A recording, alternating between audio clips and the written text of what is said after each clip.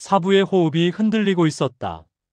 마지막 가르침이 끝난 날, 청우는 사부의 눈빛에서 떠날 준비를 보았다. 기억을 되찾지 못한 무인, 종남 청객. 그의 마지막 말은 청운의 삶을 완전히 바꾸어 놓게 된다. 오늘의 이야기를 시작하겠습니다. 어둠은 깊었다. 산골의 밤은 바람 한 줄기에도 싸늘한 살얼음이 어른거렸고, 오두막의 낮은 처마 끝에서는 오래된 세월이 떨어지듯 물방울이 똑똑 천천히 흘러내렸다. 청우는 사부가 눕는 자리 곁에 조용히 앉아 있었다. 사부의 숨은 이미 오래전부터 거칠게 일었다 먹기를 반복하고 있었고, 피할 수 없는 마지막이 가까워지고 있다는 것을 청우는 분명히 느끼고 있었다. 그러나 두려움 속에서도 그는 조용히 숨을 고르고 있었다. 사부가 보여주던 태도가 언제나 그랬듯 흔들림 없는 검이라는 가르침을 마음에 새기려는 듯이 사부의 호흡은 오늘따라 더욱 가늘었다. 가슴이 오르내리는 폭이 마치 종이장 같았고, 목젖 아래로 흐르는 숨결은 이제 거의 남아있지 않은 촛불처럼 미약하게 흔들렸다. 청우는 사부가 깨지 않은 채 이 밤을 넘기지 못할까 두려웠다. 하지만 그 순간이었다. 사부의 닫혀있던 눈꺼풀이 천천히 떨렸다. 세상의 빛을 조금씩 올려다보듯 열리더니 희미한 시선이 청운을 향했다. 왔느냐, 청운아. 청운은 이미 말하지 않아도 여기에 있었다. 그러나 사부는 마지막 힘을 짜내듯 미소를 지었다. 그 미소는 닳아버린 무인의 삶을 담고 있었다. 그는 한 손을 들려고 했으나 제대로 들리지 않자 청운이 곧바로 그 손을 받들어 올려주었다. 마르고 차가운 손이었다. 사부님, 몸을 더 쉬셔야 합니다. 아니다. 사부는 천천히 고개를 저었다. 목소리는 한 가닥 실처럼 얇았지만 그 안에는 무인의 기계가 너무도 분명하게 살아있었다. 이제는 말해야 할 때다. 내가 걸어갈 길은 더 이상 이 산골에 머물 수 없다. 사부의 손이 청운의 손등 위에서 어루만졌다. 떨림은 있었지만 그 안에는 오랫동안 감춰져 있던 결심이 있었다. 청운아, 너는 이제 내가 가르친 모든 것을 넘어설 때가 되었다. 내 기억은 희미하고 이름조차 알 수 없지만 내 몸에 배인 검로, 내공심법, 그리고 그 검의 기운만은 잊히지 않았다. 너에게 전한 모든 것이 나의 삶이요 유산이었다. 그 말에 청운의 가슴이 먹먹해졌다. 사부는 자신이 누군지도 모른다. 과거도 모른다. 그러나 그가 걸어온 길이 결코 평범하지 않았다는 것을 청운은 오랜 세월 곁에서 지켜보며 알고 있었다. 사부는 기침을 한 번 멈추고 천천히 말을 이었다. 이제 너에게 남긴 마지막 것이 있다. 사부는 천천히 몸을 돌려 오두막 구석을 가리켰다. 청운이 수없이 보았던 허름한 나무 괴짝이었다. 그러나 사부가 이렇게 직접 가리킨 것은 처음이었다. 청운은 자리에서 일어나 조심스럽게 그 괴짝을 열었다. 오래된 천이 한 겹, 두 겹, 천천히 드러났다. 그 안에는 사부의 도포와 무복이 곱게 감싸져 있었고, 가장 중심에는 은은한 푸른 빛을 머금은 검한 자루가 조용히 누워 있었다. 청운의 손끝이 닿는 순간 검은 아주 미세하게 울렸다. 피부가 떨리는 듯한 감각, 공기가 가볍게 파문처럼 흔드는 진동. 청운은 숨을 삼켰다. 이 검은, 사부의 목소리가 미약하게 울렸다. 그 검의 이름은 청명검.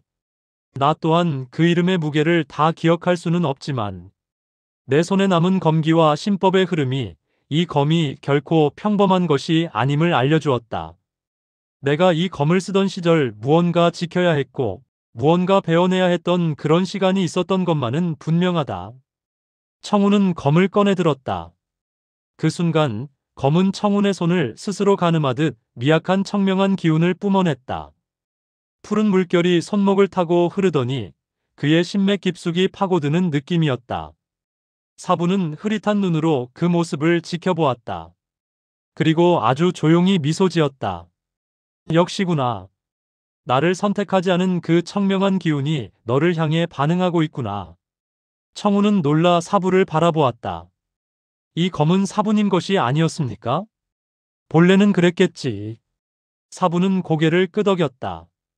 하지만 전장을 벗어나던 그날, 기억을 잃고 쓰러졌던 그 순간, 검은 나를 떠났다.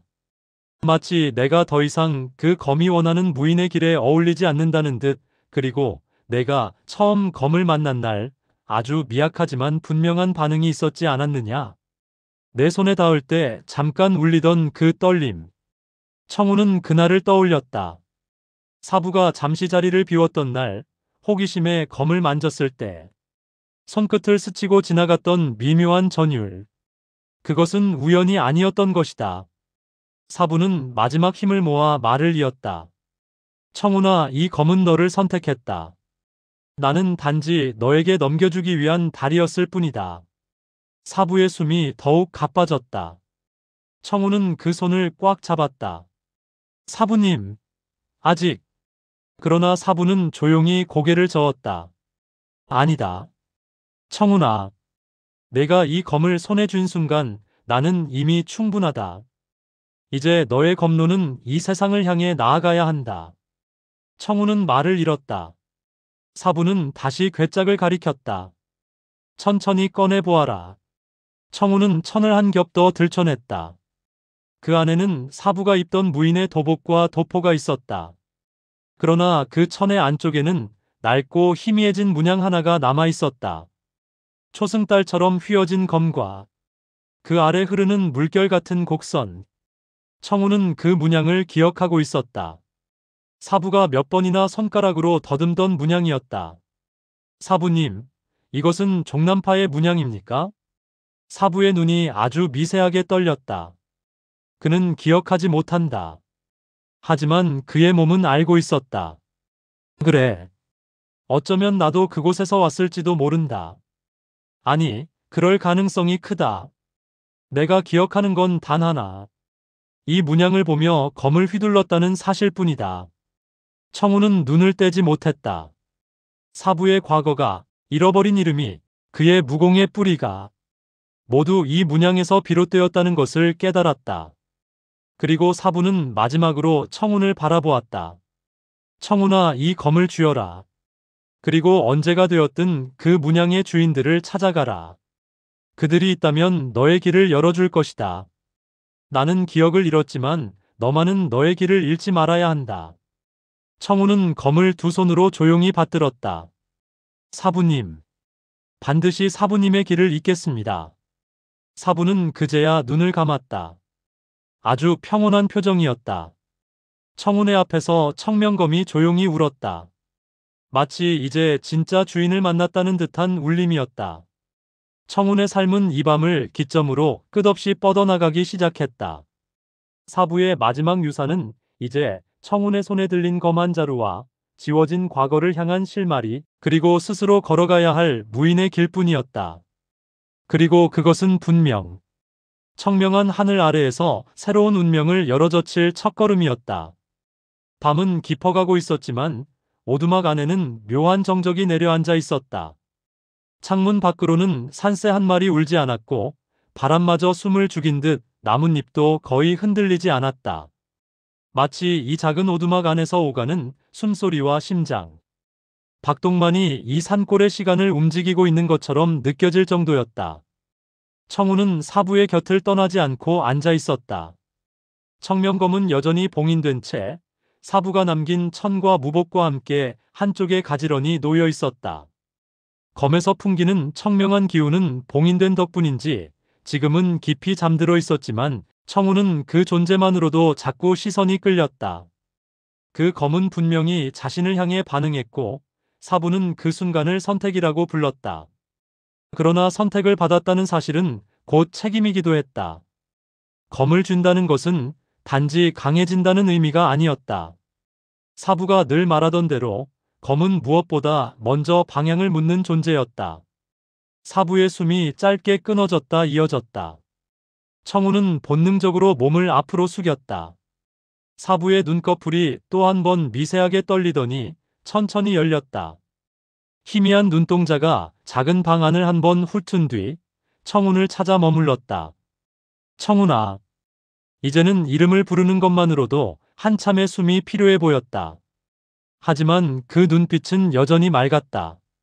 전장에 피비린내가 달라붙어 있을 것 같은 노인의 눈동자에는 이상하리만치 고요한 물결이 일렁이고 있었다. 사부님, 물 드시겠습니까? 청우는 재빨리 옆에 두었던 물그릇을 들었다. 사부는 고개를 아주 조금 저었다. 입술이 말라 있었지만 그는 더 이상 물로 갈증을 달래고 싶어 하진 않는 듯 했다. 대신 그는 힘겹게 손을 들어 올려 청운을 가리켰다. 이제 들을 준비가 되었느냐? 청운은 말없이 고개를 끄덕였다. 사부가 이 말을 꺼내기까지 얼마나 오랜 시간을 마음속에서 머뭇거렸을지 청운은 어렴풋이 느낄 수 있었다.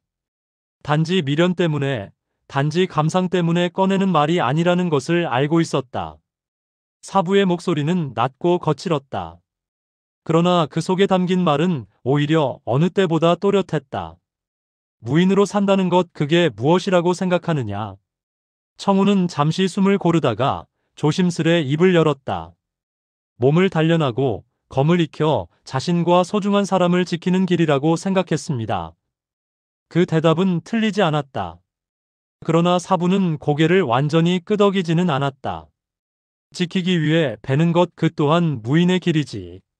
그러나 그것만으로는 부족하다. 그는 천장 어딘가를 바라보았다. 기억나지 않는 하늘을 그곳에서 찾으려는 듯한 눈빛이었다. 나는 내 이름을 잃었지만 내 검이 어디를 향했는지는 희미하게 남아있다. 그때의 나는 아마도 누군가를 지키기 위해 검을 들었을 것이다. 협을 말하는 무인이라면 누구나 그렇게 말하겠지. 사부의 입가에 미묘한 자조가 떠올랐다. 하지만 청우나, 지키기 위해 베는 것도 결국 똑같이 피를 부른다. 아무리 그럴듯한 말을 붙여도 검을 든 자는 사람을 살리는 손이기보다 먼저 사람을 죽일 수 있는 손이 된다. 청운의 손이 무릎 위에서 힘없이 움찔했다. 그 사실을 부정할 수는 없었다. 목검으로 수련을 할 때도 청운은 종종 상상하곤 했다. 허공을 가르는 검끝이 언젠가 살을 가르고 뼈를 부수고 피를 뿜게 될 미래를. 그 상상은 그를 흥분시키지 않았다. 오히려 불편하게 했다. 사부는 그 불편함을 꿰뚫는 듯 말을 이었다. 무인의 운명은 결국 선택의 연속이다. 검을 줄지 내려놓을지, 베는 쪽에 설지 배임을 당하는 쪽에 설지. 하지만 가장 어려운 것은 따로 있다. 그의 눈동자가 다시 청운을 찾았다. 이번에는 마치 한 사람의 제자를 바라보는 것이 아니라 한 명의 후계자를 바라보는 듯한 무게가 실려 있었다. 검을 쥔 채로도 사람으로 남을 수 있느냐? 짧은 문장이었지만 그 안에는 피와 울부짖음이 스며 있었다. 청우는 대답하지 못했다. 이제 막 내공의 흐름을 느끼기 시작했고 봉인된 보검을 손에 쥐었을 뿐인 소년에게 그 말의 무게는 너무도 컸다. 사부는 천천히 숨을 들이쉬었다. 가슴이 미세하게 들썩였다. 천마대전이라는 것이 있었다. 나는 그 이름만 겨우 기억한다. 무린맹이 어쩌고 981방이 어쩌고 아마도 나는 그 싸움에 몸을 던졌을 것이다. 그 끝에서 살아 돌아와 이 산골에 쓰러져 있었지. 그리고 너를 만났다. 그는 말을 멈추고 청운을 바라보았다. 내가 누구였는지는 중요하지 않다. 종남 청객이었든 다른 호를 가졌든 그것은 나의 과거일 뿐이다. 하지만 너는 다르다. 너의 이름, 너의 길, 너의 검은 이제부터 만들어질 것이다. 청운의 가슴이 조여들었다. 그 말은 너무도 분명했다. 자신이 이제 사부의 그림자를 벗어나야 한다는 뜻이기도 했기 때문이다. 사부는 마지막 힘을 모아 말을 이었다. 무인은 언젠가 강으로 나가야 한다. 이 산골에서만 검을 휘두른다면 너는 그저 힘 좋은 사냥꾼에 불과하다. 내가 가진 검로, 내가 익힌 신법, 내 가슴 속에서 꿈틀거리는 이 기운은 언젠가 세상을 향해 나아갈 수밖에 없다. 청우는 그 말이 두려웠다. 한편으로는 알 수 없는 떨림이 가슴 깊숙이 올라왔다. 강호, 무린맹, 981방, 천하십 검대회. 사부가 간간히 흘리던 단어들이 하나로 이어지며 아직 보지 못한 세계의 윤곽을 만들어내고 있었다. 무인의 운명은 칼날 위를 걷는 것과 같다. 사부의 목소리가 조금 더 낮아졌다. 발을 잘못 디디면 떨어져 죽는다. 너무 조심만 하다 보면 애초에 길을 걷지 못한다. 하지만 제일 큰 위험은 따로 있다. 계속 걷다 보면 어느 순간 자신이 선 곳이 칼날 위인지도 있는 것이다. 그러면 내가 무엇을 위해 검을 들었는지 잊게 된다. 그는 아주 미세하게 손을 움직여 청운의 가슴께를 가리켰다. 그래서 내가 너에게 봉인을 남겼다. 칼을 묶으려는 것이 아니라 너의 마음을 묶어두기 위함이다. 내가 이 검을 뽑을 때마다 내 마음이 스스로 내게 묻기를 바라서다. 무엇을 위해 휘두르느냐라고. 청운은 자신도 모르게 청명검 쪽을 돌아보았다.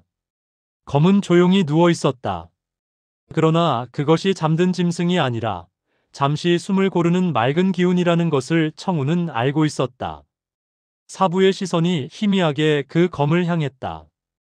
언젠가 천하십검이라는 이름을 건 대회가 열릴 것이다. 무린맹이 주관하고 구파일방의 공석을 채우기 위해 강호의 수많은 문파들이 모이겠지. 내 기억이 틀리지 않다면 종남이라는 이름은 그 안에 없다. 그들은 자신들의 뜻을 증명하기 위해 이름을 올리지 못한 채 협과 의를 지키려 할 것이다. 청운은 미간을 찌푸렸다.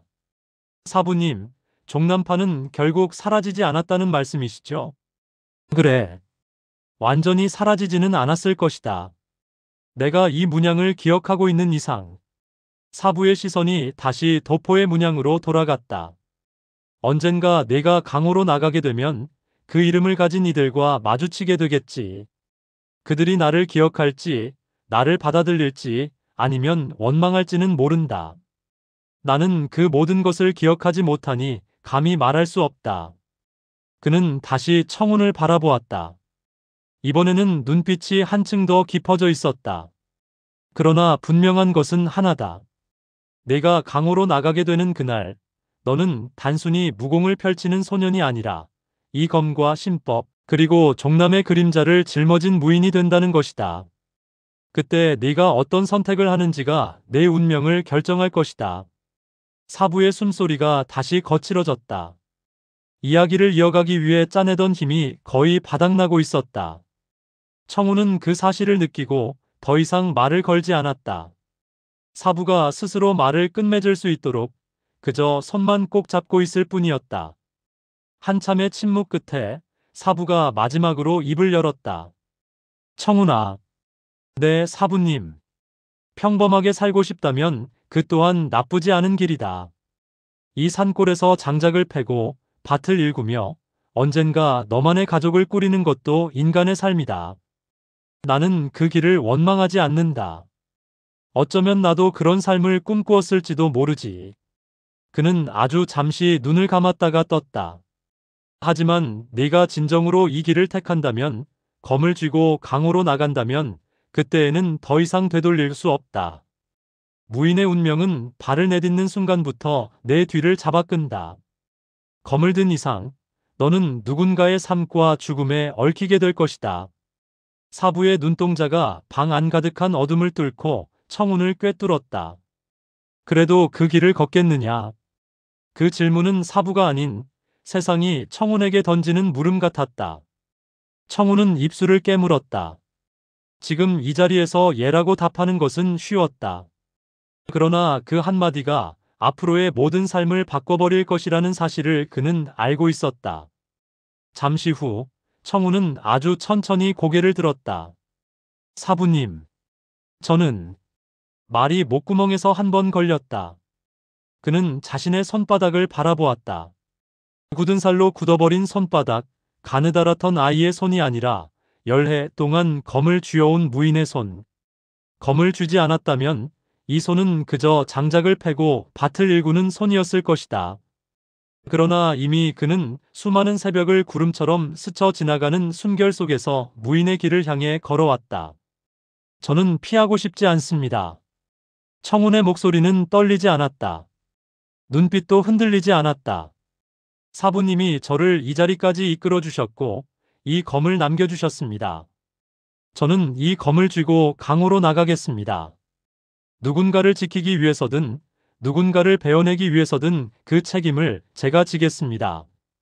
그 말은 아직 미숙한 결심이었지만 그 안에는 열해 동안 다져온 단단함이 배어 있었다. 사부의 입가에 아주 옅은 미소가 떠올랐다. 그래.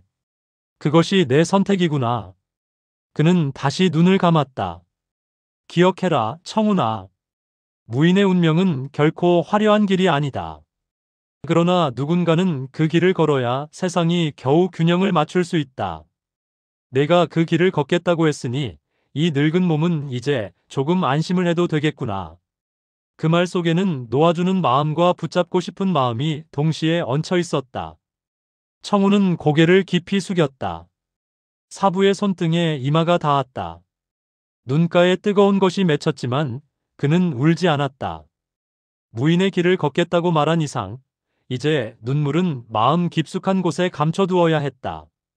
사부는 마지막으로 청운의 이름을 한 번 더 불렀다. 청운아. 네, 사부님. 언젠가 내가 이 산을 떠나 강으로 나아가게 되면 나를 기억하기보다 내가 지키고자 한 것들을 먼저 기억해라. 내 검이 향할 곳이 나의 이름이 아닌 내가 선택한 세상이기를 바란다. 그 말은 유언이었고 축복이었다. 그리고 청운이 앞으로 평생을 되뇌게 될 한 줄의 가르침이었다. 밤은 그렇게 깊어지고 있었다. 사부의 숨은 여전히 이어지고 있었지만 이제 그 숨결은 끝을 향해 천천히 다가가고 있었다. 그러나 청운의 내면에서는 또 다른 것이 깨어나고 있었다. 봉인된 청명검, 사부의 유언, 그리고 무인의 길을 택한 자신의 대답. 그 모든 것이 한데 겹쳐져 운명이라는 이름으로 그의 가슴 속에 새겨지고 있었다. 그날 밤 청우는 처음으로 자신이 단지 소년이 아니라 언젠가 강호를 걷게 될 무인이라는 사실을 또렷하게 자각했다. 그리고 그 순간부터 그의 운명은 더 이상 산골 오두막의 울타리에 갇힌 것이 아니었다.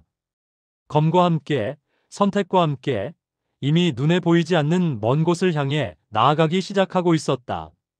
새벽빛이 산등성이 위로 서서히 번져올 때 오두막 안에는 아직 깊은 밤의 잔향이 남아 있었다. 방 안의 공기는 오래된 한숨과 숨죽인 기도처럼 무겁게 내려앉아 있었고 구석에 놓인 장작더미에서는 퀴퀴한 나무 냄새가 은은히 풍겨나왔다. 전날 밤 사부의 입에서 흘러나온 말들은 아직도 방 안 어딘가를 떠돌고 있는 듯했다. 무인의 운명. 검을 쥔 채 사람으로 남을 수 있는지 그 질문은 청운의 가슴 깊숙이 돌처럼 가라앉아 있었다. 청운은 밤새 제대로 눈을 붙이지 못했다. 사부가 토해내는 짧은 숨소리 하나하나가 신경을 건드렸다. 그는 몇 번이나 자리에 누웠다가도 다시 벌떡 일어나 사부의 곁을 지켰다. 사부의 이마에 맺힌 식은땀을 닦고 식은 손을 따뜻한 천으로 감싸고 얇게 들썩이는 가슴을 바라보며 이 숨결이 언제 끊어질지 모른다는 사실을 계속해서 실감해야 했다. 그러나 동이 트기 직전 아직 어둠과 빛이 맞물려 있는 그 애매한 시간에 사부의 숨결은 조금 달라졌다. 끊어질 듯 이어지기만 하던 숨이 잠시나마 이전보다 깊게 들이켜졌다. 마치 마지막으로 한 번 더 몸을 일으켜 세우려는 사람의 결심이 그 안에 담긴 것처럼. 청운이 고개를 들었을 때 사부의 눈꺼풀이 천천히 떨리더니 조심스럽게 열렸다. 희미한 두 눈이 천장을 스치고 벽을 스치고 마지막으로 청운에게 멈추었다. 사부는 마른 입술을 조금 떼었다. 소리를 내기 전 숨을 한 번 골라야 했다. 그러고도 목소리는 거의 들리지 않을 만큼 약했다. 밖으로 나가자. 그 말은 속삭임에 가까웠으나 청운의 귀에는 나무를 찍는 도끼 소리처럼 또렷하게 박혔다. 그는 놀란 나머지 사부를 말리고 싶었다. 지금의 사부는 몸을 뒤척이는 것만으로도 고통이 밀려올 텐데 어떻게 밖으로 나가겠다는 것인가. 그러나 사부의 눈빛에는 되돌릴 수 없는 결심이 깃들어 있었다. 청우는 아무 말 없이 몸을 숙였다. 사부의 어깨를 조심스럽게 감싸 일으켰다. 뼈와 살이 남지 않은 듯 가벼운 몸이 그의 품에 안겼다. 한때 이 몸은 전장을 뛰었을 것이다. 피와 검기가 난무하는 곳에서 앞장서 뛰어들던 몸이었을 것이다. 지금은 그 그림자조차 남지 않았다. 그러나 그 기운의 잔향만큼은 여전히 살아있었다. 오두막 문을 열자 새벽 공기가 쓸쓸하게 밀려들어왔다. 차갑지만 맑은 공기였다. 밤새 탁해진 방 안의 숨결을 한꺼번에 몰아내는 듯 바람은 천천히 안쪽으로 스며들었다. 청우는 사부를 부축해 오두막 앞마당의 평평한 흙바닥에 자리를 만들었다. 산골의 새벽은 조용했다. 먼 나무 위에서 이름 모를 새 한 마리가 짧게 울고 그 울음이 숲 사이를 가볍게 스쳐 지나갔다. 안개가 낮게 깔린 마당에는 이른 새벽의 빛이 아주 옅게 내려앉아 있었다. 청우는 사부를 벽에 기대게 하고 자리에 앉힌 뒤 한 걸음 물러섰다. 사부는 잠시 눈을 감고 숨을 골랐다. 가슴이 한 번 크게 오르내렸다가 다시 안정되기 시작했다. 그 짧은 정적 속에서 그의 내면에서 기운이 모여드는 것이 느껴졌다. 쇠락한 몸속에서 아직 남아있는 마지막 한 줌의 불씨. 그것을 지금 이 순간에 태우려 하고 있었다. 사부는 눈을 떠 청운을 바라보았다. 그 시선은 오래도록 청운의 전신을 훑었다. 마치 지난 10년의 세월을 이 자리에서 모두 되짚어보는 듯한 눈빛이었다. 흙바닥에 닿아 굳은 살이 박인 발, 검을 쥐어 굵어진 손가락, 다듬어지지 않았지만 곧게 뻗은 자세. 그는 자신이 빚어온 제자의 모습을 마지막으로 확인하고 있었다. 서라. 사부의 한마디에 청우는 몸을 일으켰다. 마당 가운데로 천천히 걸어나가더니 지난 세월 수없이 반복했던 기본세를 스스로 취했다. 두 발을 어깨 넓이만큼 벌리고 무게중심을 낮추고 가슴은 편 채 어깨의 힘만 최대한 빼낸다. 허리는 하나의 축처럼 곧게 세웠다. 청명검 대신 그는 늘 그러했듯 평범한 목검을 손에 쥐었다. 청명검은 여전히 봉인된 채 오두막 안에 고요히 누워 있었다. 오늘의 마지막 전수는 그 봉인을 깨우는 일이 아니었다. 그에 앞서 검을 쥐는 자의 몸과 마음을 다듬는 과정이 먼저였다. 사부는 청운의 자세를 한참 동안 바라보았다. 평소 같으면 즉시 지적이 나왔을 부분들, 어릴 적에는 수없이 혼났던 사소한 흔들림들이 이제는 찾아보기 힘들었다. 허리의 각도, 무릎의 굽힘, 손목의 긴장과 이완까지. 오랜 시간의 수련이 그를 하나의 검처럼 만들어 놓고 있었다. 그러나 사부는 아주 미세한 부분에서 걸음을 멈췄다. 왼발을 반치 뒤로. 청우는 말없이 왼발을 아주 조금 뒤로 물렸다. 단지 눈으로 보면 거의 차이가 느껴지지 않을 정도였다. 그러나 몸의 중심은 분명히 달라졌다. 앞으로 쏟아지려던 무게의 중심이 조금 더 단단하게 주저앉았다. 검끝을 낮추지 말고 내 단전과 하나로 있는다고 생각해라. 사부의 목소리는 낮았지만 그 한마디 한마디가 청운의 등줄기를 타고 내려가 단전에 닿는 듯했다. 청운은 목검을 쥔 손을 아주 조금 들어 올렸다. 검끝이 허공을 가르던 선이 이제는 보이지 않는 한 줄기 기운으로 자신의 중심과 이어지는 느낌이 들었다. 종남의 검은 화려하지 않다.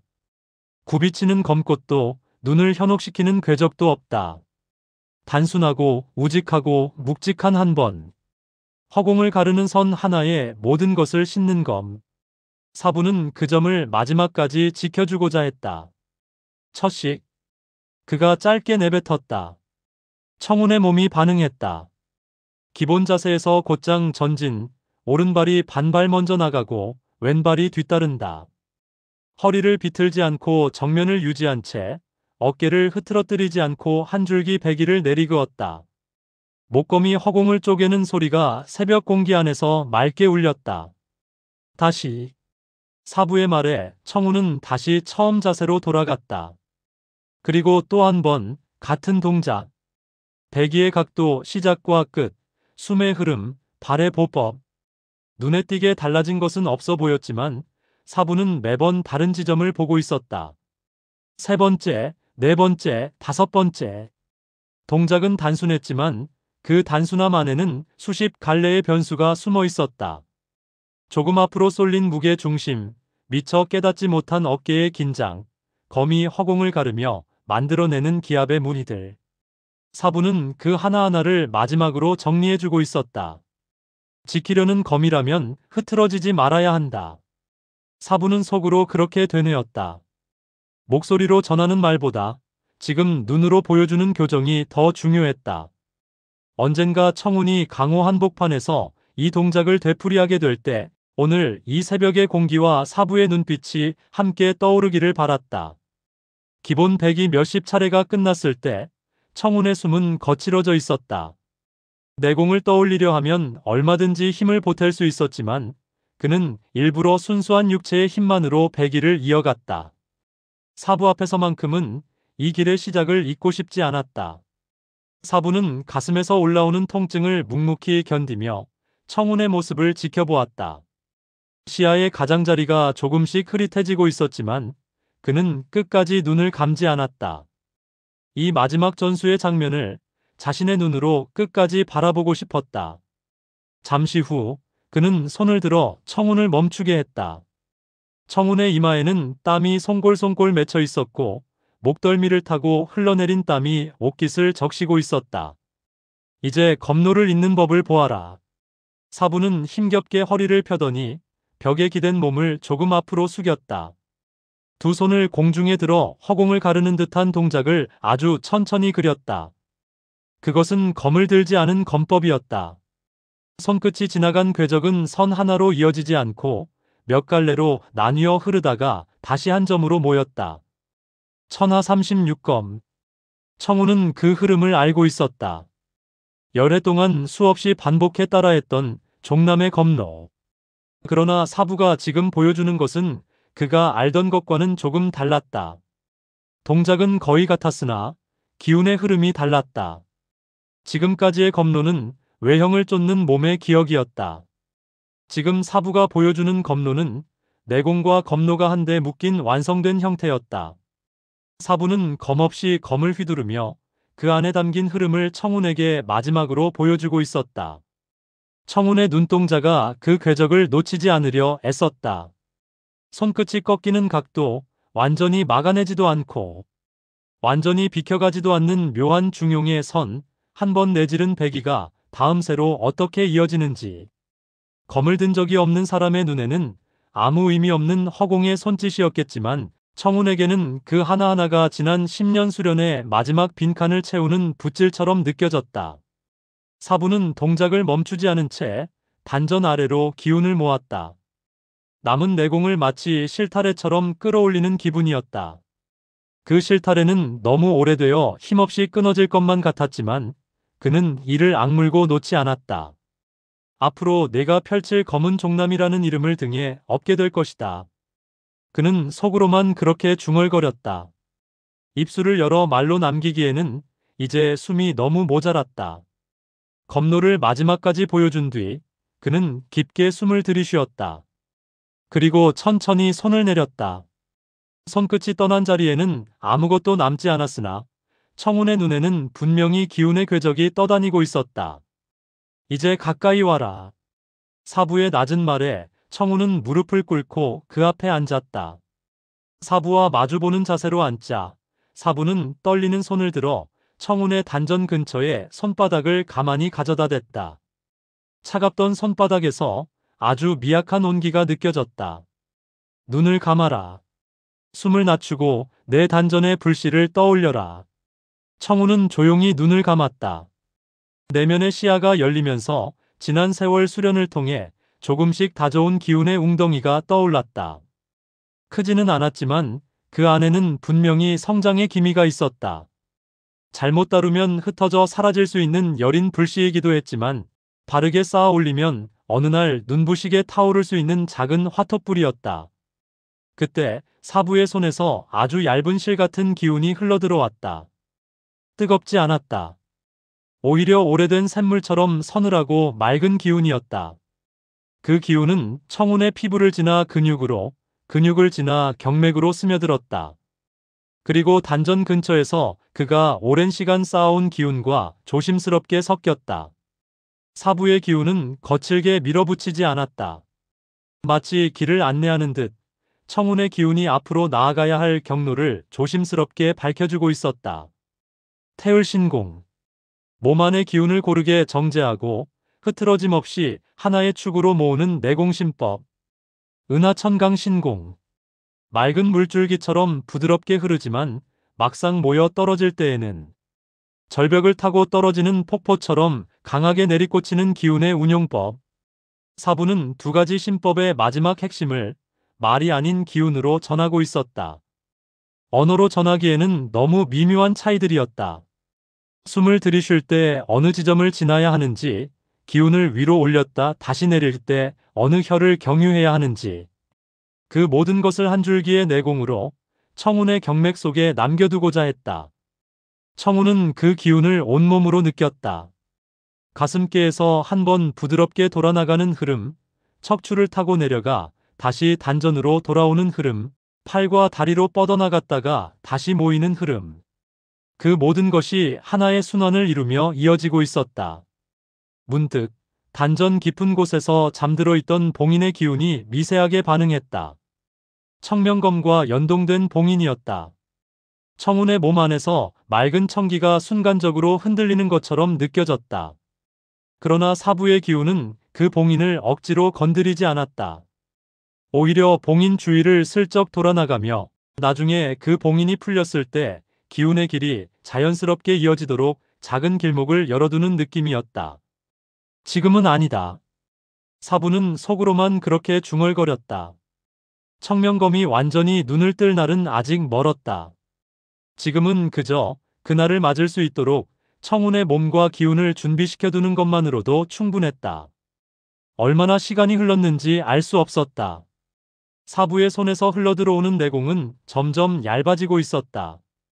마치 거의 비어가는 항아리에서 마지막 물방울이 떨어지는 것처럼 기운의 흐름은 서서히 끝을 향해 나아가고 있었다. 청운의 몸 안에서는 이제 사부의 기운과 자신의 기운이 구분되지 않을 만큼 자연스럽게 섞여 있었다. 그의 호흡은 어느새 깊어졌고 가슴께의 답답함이 조금 가벼워진 듯한 기분이 들었다. 마침내 사부의 손이 천천히 청운의 백가죽에서 떨어졌다. 온몸이 빠져나간 것처럼 힘이 풀린 사부는 벽에 기댄 채 한동안 움직이지 않았다. 가슴이 아주 미세하게, 그러나 꾸준히 오르내리고 있었다. 청운은 눈을 떴다. 그리고 처음으로 자신의 내면에 자리 잡은 새로운 흐름을 또렷이 느꼈다. 기운은 더 세지 않았다. 그러나 길은 더 분명해졌다. 그동안 막연히 돌아다니던 기운이 이제는 어느 길로 나아가야 할지 정확히 알고 흘러가는 느낌이었다. 이것이 마지막 전수였다. 이제부터는 이 길을 따라 걷는 것이 청운의 몫이었다. 사부는 숨을 가다듬어 겨우 입술을 움직였다. 목소리는 거의 들리지 않았다. 이제 나는 더 가르칠 것이 없다. 청운의 가슴이 조여들었다. 그 말은 단순한 종결이 아니라 자신에게로 넘어온 책임의 선언이기도 했다. 사부는 힘겹게 눈을 들어 청운을 바라보았다. 오늘 내 안에 새긴 것은 검법이 아니고 신법도 아니다. 그저 길이다. 내가 강호에 나가 수없이 베고 맞고 피하며 걸어갈 때 오늘 내가 열어준 이 길 위에서 네 검로와 내 검로가 함께 숨쉬기를 바랄 뿐이다. 그의 입가에 옅은 미소가 번졌다. 내일이면 혹은 모레면 이 숨결은 여기서 멈출 것이다. 그러나 오늘 이 순간만큼은 아직 스승으로서 제자에게 마지막을 남길 수 있었다. 청운은 깊이 허리를 숙였다. 이마가 마당의 차가운 흙에 닿았다. 두 손이 땅을 움켜쥐었다. 이것이 자신이 받을 수 있는 마지막 전수라는 사실을 그는 온몸으로 받아들이고 있었다. 사부는 그 모습을 끝까지 눈에 담았다. 희미해져가는 시야 속에서 단단히 엎드린 청운의 등이 작지만 곧은 산줄기처럼 보였다. 아직은 낮고 미약한 산이지만 언젠가 구름과 번개를 함께 이고 설 수 있을지도 모르는 산줄기. 그는 그 모습이 마음에 들어 마지막 남은 힘으로 눈꺼풀을 들어 올렸다. 그리고 아무 말 없이 아주 천천히 고개를 끄덕였다. 그것이 스승으로서의 마지막 허락이었다. 마지막 전수의 끝이자 곧 다가올 이별 앞에서 제자에게 건네는 무언의 축복이었다. 새벽은 어느새 훌쩍 밝아 있었다. 산비탈 위로 해가 올라오며 마당의 흙바닥과 오두막의 낡은 지붕 위에 부드러운 빛을 뿌렸다. 청우는 한참 동안 머리를 숙이고 있다가 천천히 몸을 일으켰다. 그리고 목검을 다시 쥐었다. 오늘부터 그의 배기는 어제와 같지 않을 것이다. 사부의 기운이, 사부의 검노가, 사부의 마지막 전수가 그의 몸과 기운과 검 끝에 스며들어 있었다. 그는 깊게 숨을 들이쉬었다. 그리고 첫 배기를 내리그었다. 단순하고 우직하며 묵직한 한 번. 그 한 번에 지금 막 끝난 마지막 전수가 모두 담겨 있었다. 그 한 번이 곧 다가올 스승의 죽음 이후에도 계속해서 이어질 그의 검로의 출발점이 될 것이었다. 18화 마지막 전수는 그렇게 새벽의 빛 속에서 조용히 끝을 맺었다. 그러나 청운이 이어갈 이야기는 이제 시작에 불과했다. 밤이 물러나고 새벽빛이 산을 쓸어내릴 무렵 산골의 공기는 유난히도 차가웠다. 안개는 골짜기마다 흘러내려 마치 낮은 구름처럼 땅을 스치고 있었다. 서늘한 기운이 오두막 처마 끝에 매달린 빗물, 자국들을 타고 내려가 마른 나무 기둥과 삭은 지붕 사이를 느릿하게 감돌았다. 청우는 거의 뜬 눈으로 밤을 지새웠다. 마지막 전수, 사부가 마지막 내공을 짜내어 자신의 단전에 길을 열어준 그 순간 이후로 그는 제대로 눈을 붙이지 못했다. 사부의 숨결이 조금이라도 달라지는 것 같으면 곧바로 자리에서 일어나 숨소리를 확인했다. 창가에 기대 앉았다가도 문지방에 앉았다가도 결국은 다시 사부의 곁으로 돌아왔다. 지금 청우는 사부의 침상 곁에 앉아 있었다. 방 안은 아직 어둠이 완전히 빠져나가지 못한 탓에 푸른 빛이 맴돌았다. 창문 틈으로 스며든 희미한 새벽빛이 사부의 얼굴 위를 비스듬히 비추고 있었다. 지난 세월 싸움과 고통이 새겨놓은 흉터와 주름, 그리고 오랜 수련이 만든 뼈마디가 하나하나 드러나 있었다. 사부의 가슴은 아주 미약하게 오르내렸다. 숨소리는 귀를 가까이 대야 겨우 알아챌 수 있을 만큼 가늘었다. 청우는 그의 손을 두 손으로 감싸 쥐고 있었다. 손등 위로 굵은 힘줄이 드러나 있었지만 그 아래를 흐르던 기운은 거의 느껴지지 않았다.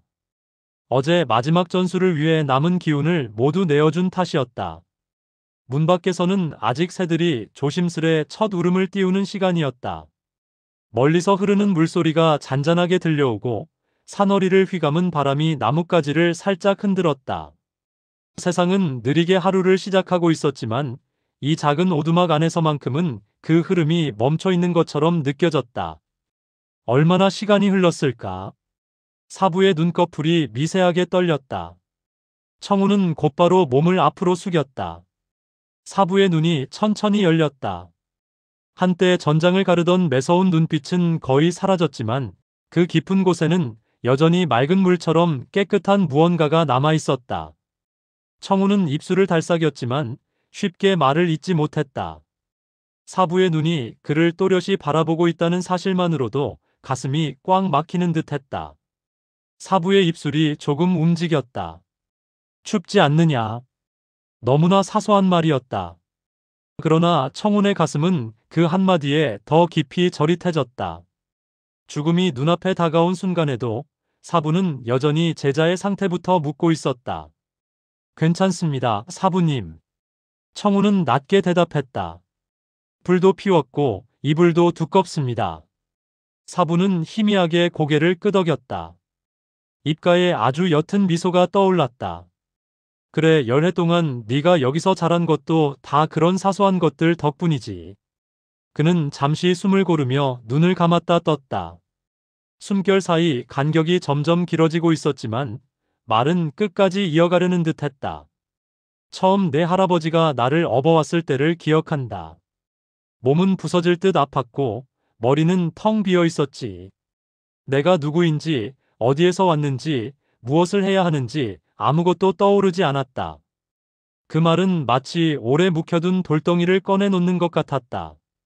사부의 시선이 허공을 향했다. 그런데 네가 내 옆에서 잠든 얼굴만은 이상하게 기억에 남더구나.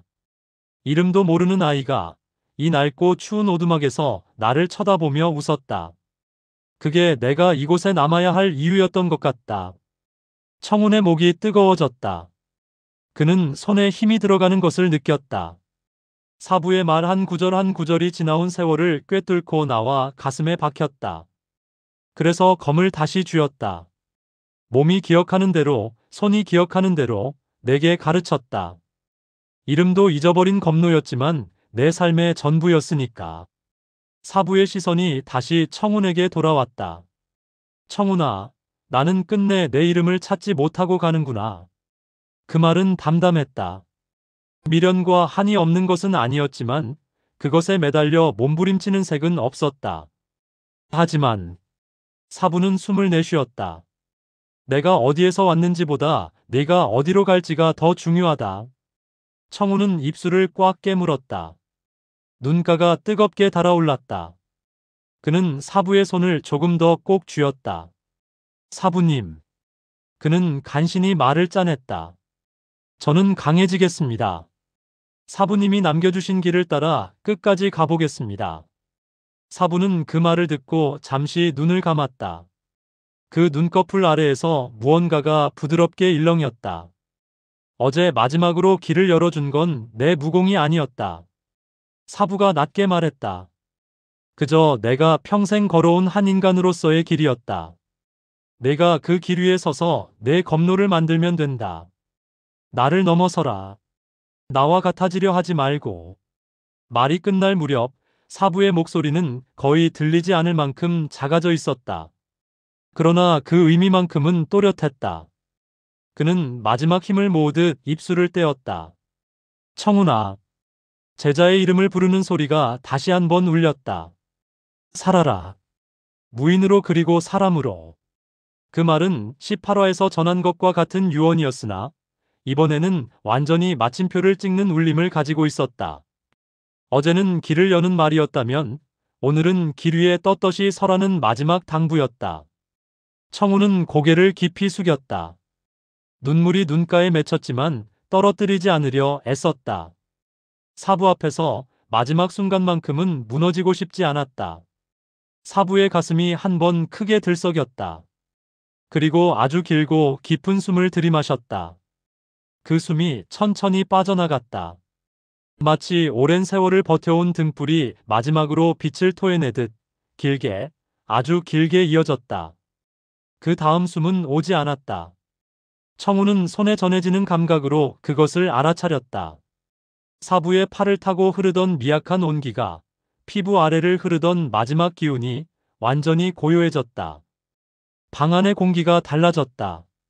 조금 전까지는 누군가의 숨이 섞여 있던 공기가 이제는 한 사람의 체온이 빠져나간 빈자리처럼 싸늘하게 느껴졌다. 청우는 한동안 움직이지 않았다. 사부의 손을 감싼 채 고개를 깊이 숙이고 가만히 앉아 있었다. 얼마나 시간이 지났는지 알 수 없었다. 밖에서는 새들의 울음이 점점 선명해졌고 안개 너머로 햇빛이 조금씩 강해졌다. 세상은 평소처럼 아침을 맞고 있었지만 청운에게는 시간이 멈춰버린 것처럼 느껴졌다. 그는 마침내 사부의 손을 아주 천천히 내려놓았다. 손가락 하나하나를 곧게 펴서 가슴 위에 포개 올렸다. 무인의 손이자 이제는 한 사람의 생을 마친 이의 손이었다. 청우는 물을 떠와 사부의 얼굴을 정성껏 닦아주었다. 이마의 땀과 눈가의 그늘, 입가에 말라붙은 자국을 조심스럽게 닦아내자 거친 주름과 흉터 속에서도 한때 젊었을 얼굴의 자취가 어렴풋이 드러나는 듯했다. 사부님. 그는 결국 입술 사이로 낮게 속삭였다. 감사했습니다. 그 말밖에 할 수 있는 것이 없었다. 잠시 후 청우는 방 한쪽에 놓인 작은 상자를 꺼내어 열었다. 상자 안에는 사부의 도복과 도포, 그리고 낡은 천 조각이 함께 들어 있었다. 그 천에는 희미해진 문양이 새겨져 있었다. 둥근 원 안에 산처럼 솟은 형상, 그 위와 주변을 감싸는 흐릿한 구름과 빗줄기 같은 선들. 청우는 그 무늬를 오랫동안 바라보았다. 어릴 적부터 수없이 보아온 것이었지만 여전히 그 의미를 알지는 못했다. 다만 이 문양이 사부와 때려야 뗄 수 없는 것이라는 사실만은 몸으로 알고 있었다. 언젠가 이 문양이 무엇을 뜻하는지 알게 되겠지. 청우는 마음속으로 그렇게 다짐했다. 그날이 오면 사부님이 어디에서 왔는지도 알게 될 것이다. 그때까지 이 문양을 내가 지키겠다. 그는 도복과 도포를 정성스레 개어 상자 안에 다시 넣었다. 천 조각도 그 위에 고이 올려두었다. 상자를 닫을 때 작은 나무 뚜껑이 닫는 소리가 방 안에 조용히 울렸다. 그날 낮, 청우는 오두막 뒤편 언덕으로 올라갔다. 사부를 위한 묘자리를 만들기 위해서였다. 땅은 생각보다 단단했다. 삽을 쥔 손에 물집이 잡히고 손바닥이 아려왔지만 그는 멈추지 않았다. 삽이 흙을 떠올릴 때마다 함께 쌓아 올렸던 날들이 덩어리째 올라오는 것 같았다. 구덩이가 어느 정도 깊어졌을 때 그는 오두막으로 내려와 사부의 몸을 흰 천으로 정성껏 감쌌다. 사부의 도포를 그 위에 덮고 문양이 새겨진 부분이 가슴께에 오도록 맞추었다. 이름은 끝내 알 수 없었지만 적어도 사부가 평생 품어온 상징만큼은 마지막까지 함께하도록 하고 싶었다. 언덕 위에 사부를 모시고 난 뒤 청우는 흙을 한 삽씩 올리기 시작했다. 비록 사부님의 이름을 알지 못하지만 그는 낮게 중얼거렸다. 사부님의 길과 것만큼은 제가 잊지 않겠습니다. 삽에서 떨어진 흙이 천 위에 조용히 내려앉았다. 한 삽, 또 한 삽. 흙이 쌓일 때마다 청운의 가슴 속에서 무엇인가가 조금씩 정리되어 가는 듯했다. 마침내 흙이 봉분의 형태를 이루었을 때 청운은 산을 돌아다니며 크기가 비슷한 돌들을 몇 개 주워왔다. 봉분 앞에 가지런히 쌓아 작은 묘비처럼 세워두었다. 그는 손가락에 묻은 흙을 돌 표면에 문질러 글자를 새겼다. 이름 없는 무인, 여기 잠들다. 서툰 글씨였지만 그것은 청운이 쓸 수 있는 가장 솔직한 문장이었다. 이름 대신 무인이라는 두 글자를 새긴 것도 그가 사부를 기억하는 방식이었다. 청운은 봉분 앞에 무릎을 꿇었다. 두 손이 흙을 짚었고 이마가 땅에 닿았다. 오랫동안 아무 말 없이 그렇게 있었다. 해가 산등성을 완전히 넘어올 즈음에서야 그는 천천히 몸을 일으켰다. 무릎이 저릿저릿했지만 마음의 떨림은 조금 가라앉아 있었다. 슬픔이 사라진 것은 아니었지만 그 슬픔 위로 아주 가느다란 결심의 선이 그어져 있었다. 오두막으로 돌아온 청우는 상자를 열어 청명검을 꺼내 들었다. 검집에 손이 닿는 순간 어제 마지막 전수 때 느꼈던 맑은 기운이 손끝을 타고 올라왔다. 검 안에 깃든 청명한 기운과 자신의 단전 속에서 천천히 돌고 있는 사부의 내공. 흔적이 서로 호응하는 듯했다. 그러나 그는 검을 뽑지 않았다. 지금은 검을 휘두를 때가 아니었다. 이 검이 진정으로 눈을 뜨는 날은 아직 오지 않았다. 청우는 검을 조심히 상자 안에 다시 눕혔다. 그리고 상자 뚜껑을 닫으며 마음속으로 한마디를 되뇌었다. 사부님, 언젠가 저는 이 검을 들고 이 산을 내려갈 것입니다.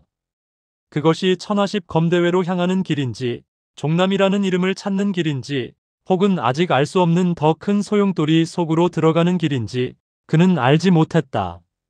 다만 분명한 것은 한 가지였다. 이 산골에서의 시간은 이제 끝을 향해 가고 있다는 것. 그리고 사부의 죽음은 끝이 아니라 자신을 길 위에 세우는 시작이라는 것. 오두막 안은 조용했다. 하지만 그 고요 속에서 청운의 가슴 깊은 곳에서는 새로운 무언가가 서서히 모습을 드러내고 있었다. 슬픔과 상실, 두려움과 고독을 관통해 나오는 작은 결심의 불씨였다. 그는 천천히 눈을 감았다가 떴다. 그리고 다시 한번 사부가 누워있던 자리를 돌아보았다. 사부님. 아무도 듣지 못할 만큼 낮게 그는 마지막으로 한 번 더 불렀다.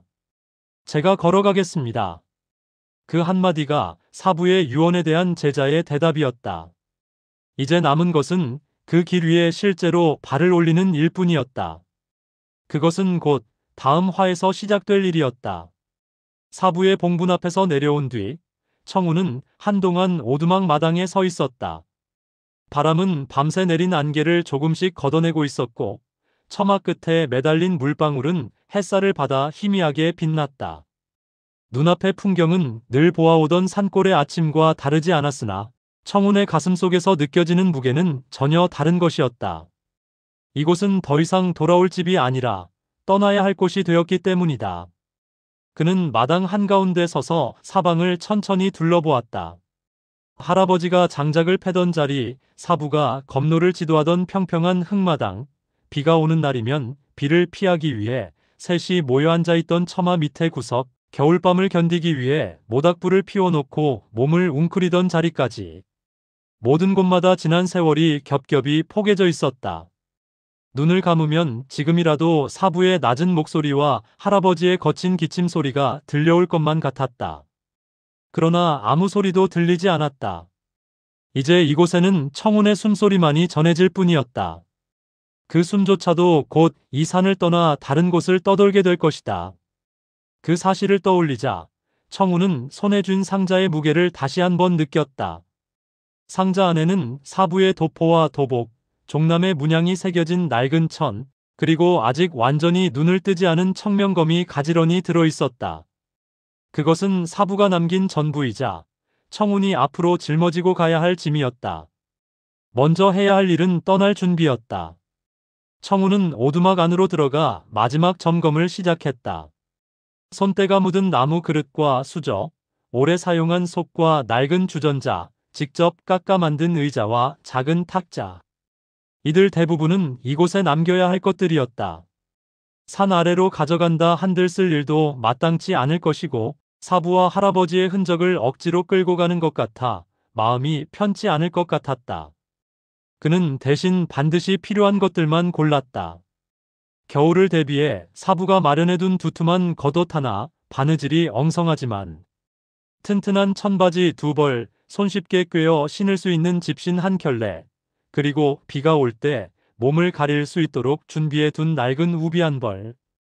그 외에 말라둔 육포와 곡식 자루에서 덜어낸 약간의 쌀과 보리, 며칠은 버틸 수 있을 만큼의 말린 나물과 약초들을 작은 보자기에 나누어 담았다. 이 정도면 산을 내려가 첫 마을에 닿을 때까지는 큰 걱정이 없을 것 같았다. 청우는 주머니 깊숙한 곳에 손을 넣어 할아버지가 생전에 남긴 작은 나무 패 한 조각을 꺼냈다. 거친 손으로 깎아낸 그 패에는 삐뚤빼뚤한 글씨로 청운이라는 이름이 새겨져 있었다. 글씨는 서툴고 깊이가 일정치 않았지만 그 속에는 소년을 이 세상에 남기고 떠난 한 노인의 마음이 고스란히 담겨 있었다. 청운은 나무패를 손가락으로 조심스럽게 쓰다듬었다.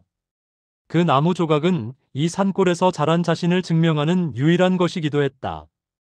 그는 나무패를 가슴 안쪽 주머니에 넣고 굳게 눌렀다. 그리고 잠시 눈을 감았다. 할아버지의 얼굴과 사부의 얼굴이 마음속에서 하나의 그림처럼 포개져 나타났다. 한 사람은 피 한 방울 섞이지 않았음에도 가족이 되어준 이였고 다른 한 사람은 이름도 모른 채 자신에게 검을 가르쳐준 스승이었다. 둘 다 이제 이 세상에 없지만 그들이 남긴 것들은 청운의 몸과 마음에 깊게 새겨져 있었다. 준비를 마치자 더 이상 이곳에서 미련을 늘어놓을 이유는 없었다. 그렇다고 해서 미련이 사라진 것은 아니었다. 미련은 여전히 무거운 돌처럼 가슴 밑바닥에 가라앉아 있었다. 하지만 그것을 안고서도 걸어가야 하는 것이 무인의 길이라면 청우는 받아들이기로 했다. 살아남을 것을 택한 이상 멈춰 서 있기는 허락되지 않았다. 청우는 상자를 단단히 끌어안고 오두막 밖으로 나섰다. 문을 닫기 전에 마지막으로 안을 한 번 더 둘러보았다. 검집을 세워두었던 벽, 사부가 쓰러졌던 자리, 자신이 어릴 때 낮잠을 자던 구석. 모든 것이 눈에 들어왔지만 손을 뻗어 만지지는 않았다. 이별의 순간을 길게 끌수록 발걸음은 더 무거워질 뿐이었다. 그는 숨을 한 번 길게 들이쉬고 나무 문을 천천히 닫았다. 문이 닫히는 소리가 낮게 울리고 나자 비로소 지난 10년의 세월이 한 겹의 막처럼 그 안에 갇히는 듯했다. 오두막에서 조금 떨어진 작은 샘터에서 그는 떠나기 전 마지막으로 얼굴과 손을 씻었다. 찬물이 피부를 스치자 잠시 얼얼한 느낌이 올라왔다. 거울이라 부르기에는 탁한 물이었지만 수면 위에 비친 자신의 얼굴은 이전과 달라져 있었다. 산골에서만 자라던 소년의 얼굴이 아니라 고된 수련과 이별을 겪은 무인의 얼굴로 변해 있었다. 눈가에는 밤새 잠을 이루지 못한 흔적이 남아 있었지만 그 눈동자만큼은 이전보다 훨씬 단단해져 있었다. 청우는 허리춤을 고쳐 매고 상자를 등에 맸다. 매듭을 단단히 조여 흔들리지 않도록 고정했다. 양손이 자유로워야 산길을 넘어갈 수 있을 것이었다. 그는 봉분이 있는 언덕 쪽으로 몸을 돌려 깊게 허리를 숙였다. 말로 남기지 않아도 그 인사가 무엇을 의미하는지는 너무나 분명했다. 이곳에 자신을 키워준 모든 것에 대한 마지막 인사였다. 이제 산을 내려갈 차례였다. 청우는 산길의 입구에 서서 한동안 발을 떼지 못했다. 어릴 적 나무를 하러 나갈 때나 약초를 캐러 다닐 때 지나던 길과 같은 길이었지만 오늘은 전혀 다른 의미를 지니고 있었다. 그때의 그의 발은 언제나 돌아올 것을 전제로 움직였다. 마치 둥지에서 잠시 날아올랐다가 다시 돌아오는 작은 새처럼. 그러나 오늘 내딛는 이 한 걸음은 돌아올 수 있을지조차 알 수 없는 길의 시작이었다. 그는 발을 내디뎠다. 마른 나뭇잎이 발밑에서 바스락거렸다. 작은 소리였으나 청운의 귀에는 그 소리가 유난히 크게 들렸다. 첫걸음을 시작으로 두 번째, 세 번째 발걸음이 이어졌다. 그때부터 길은 이전과 다름없이 계속되었다. 나무와 바위, 풀숲과 작은 개울이 이어졌고 골짜기를 따라 난 좁은 오솔길은 산 아래를 향해 천천히 기울어지고 있었다. 산길을 내려가면서 청우는 자신이 배운 것들을 천천히 떠올렸다. 천하 36검의 기초 자세들, 사부가 몸으로 가르쳐준 검로, 태을신공과 은하천강신공의 운기 흐름, 그리고 아직 완전히 손에 익지 않은 내공의 순환. 지금 당장 누군가와 겨루어 이길 수 있는 실력인지 스스로도 알 수 없었다. 그러나 한 가지는 분명했다. 자신이 더 이상 아무것도 모르는 소년은 아니라는 것. 최소한 자신의 몸을 지킬 수 있는 검과 내공을 갖춘 자가 되었다는 것. 사부는 항상 말했다. 자신이 가르친 것은 어디까지나 살아남기 위한 검이라고. 가장 화려한 검도 아니고 가장 빠른 검도 아니며 가장 강한 검도 아닐지 모른다. 그러나 끈질기게 버티고 다시 일어날 수 있는 검, 넘어져도 다시 일어나 몸을 일으키게 만드는 검이라고. 청우는 그 말의 의미를 완전히 이해하지는 못했지만 그런 검을 가진 사람이라면 이 세상 어디에서든 쉽게 꺾이지 않으리라는 생각이 들었다. 산 중턱을 지날 즈음 바람의 결이 바뀌기 시작했다. 높은 산허리에서 내려오던 차가운 바람 대신 아래쪽에서 올라오는 묵직한 공기가 폐부를 스쳤다. 그 공기 속에는 나무와 흙의 냄새뿐 아니라 어딘가 사람들의 생활에서 흘러나오는 연기 냄새, 삶의 기운 같은 것이 희미하게 섞여 있었다. 청우는 처음 맡아보는 이 냄새가 낯설면서도 묘하게 가슴을 두드리는 것을 느꼈다. 저 아래에는 사람들이 모여 사는 곳이 있겠지. 청우는 마음속으로 조용히 생각했다. 사부에게서 세상의 이야기를 들은 적은 있었지만 직접 산 밖을 나가본 적은 없었다.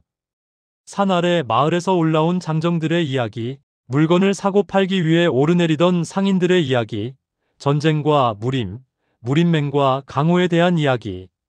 모두가 사부의 입을 통해 전해진 낯선 세계였다. 이제 그 세계가 자신의 눈앞에 실제로 펼쳐지게 될 것이다.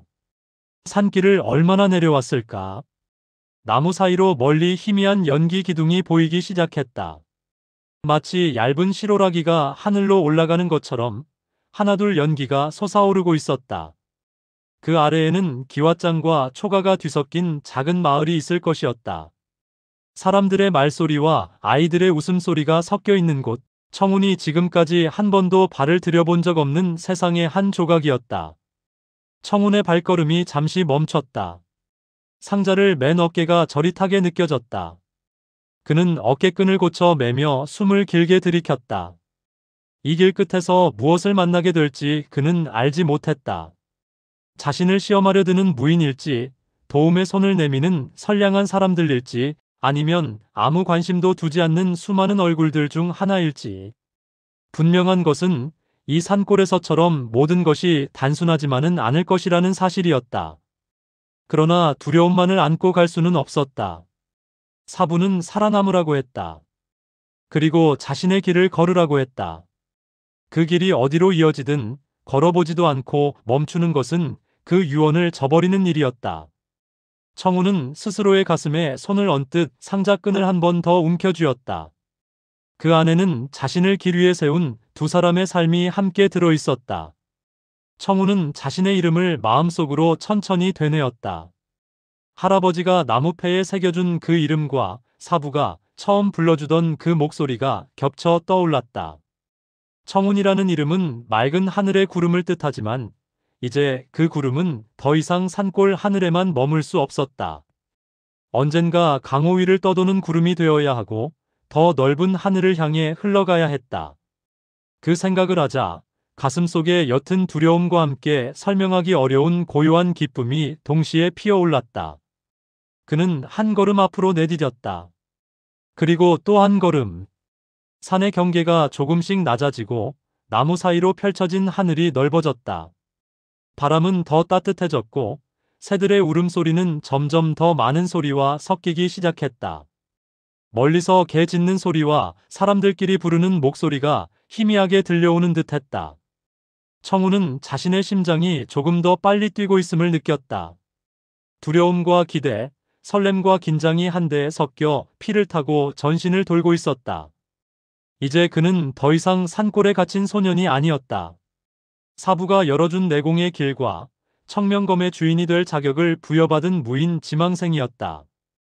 아직은 미숙하고 서투르지만 그 서투름을 안고서도 앞으로 나아갈 준비를 마친 자였다. 산길이 서서히 완만해지면서 흙길은 점점 넓어지기 시작했다. 수레바퀴가 지나간 흔적과 짐을 진 사람들의 발자국이 뒤섞인 길. 그 길은 이 작은 마을로 이어져 있을 것이고 마을을 지나면 다시 더 큰 길과 강으로 이어질 것이었다. 그리고 언젠가 청운이 듣기만 했던 무림맹과 천하십 검대회로 이어지는 길과도 연결될 것이다. 지금은 아직 그 모든 것을 알 수 없는 한 소년의 발걸음에 불과하지만 훗날 누군가는 이 첫걸음을 두고 말할지도 모른다. 한 무인의 길이 산골의 외딴 오두막에서 시작되어 세상 전체로 뻗어나간 순간이었다고. 청우는 산 아래 작은 마을을 향해 걷기 시작했다. 세상은 그를 아직 모른다.